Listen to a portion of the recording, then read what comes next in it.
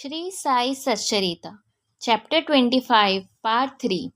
Baba's speech established its efficacy and greatness while he was living in the flesh, but it did the same even after his passing away.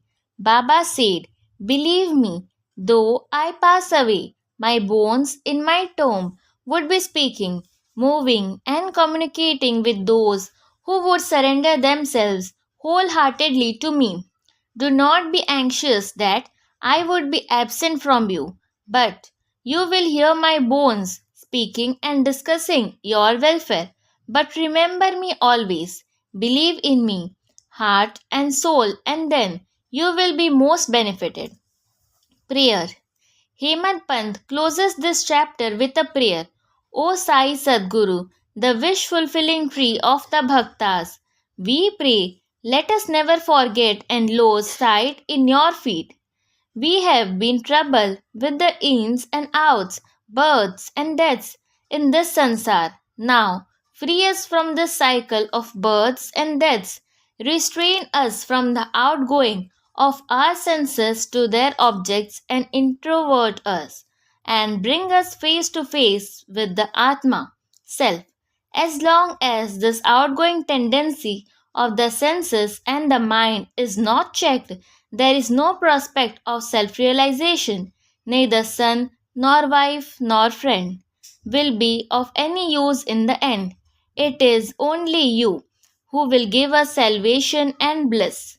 Destroy completely our tendency for discussions and other evil matters. Let us tongue our get a passion for chanting your name. Drive out our thoughts and make us forget our bodies and do away with our egoism. Make us ever remember your name and forget all other things. Remove the restlessness of our mind and make it steady and calm. If you just clasp us, the darkness of night of our ignorance will vanish, and we shall live happily in your light. That you made us drink the nectar of your Leelas and awakened us from our slumber is due to your grace and our store of merits in past births. Note, in this connection, the following extract from Damu Anna's statement mentioned above is worth perusal. Page 76, Devotees' Experiences Part 2. Once, when I sat at his feet along with many others, I had two questions in my mind, and he gave answers to both. First, there are so many crowding to Sai Baba. Do they all get benefit from him? To this, he replied orally, "Look at the mango tree in blossom. If all the flowers become fruit, what a splendid crop it would be. But do they? Most fall off, either as flowers or as unripe fruits, by wind, etc. Very few remain. Second, the second question was about myself. If Baba were to pass away, how hopelessly adrift I would be, and how am I to fare then?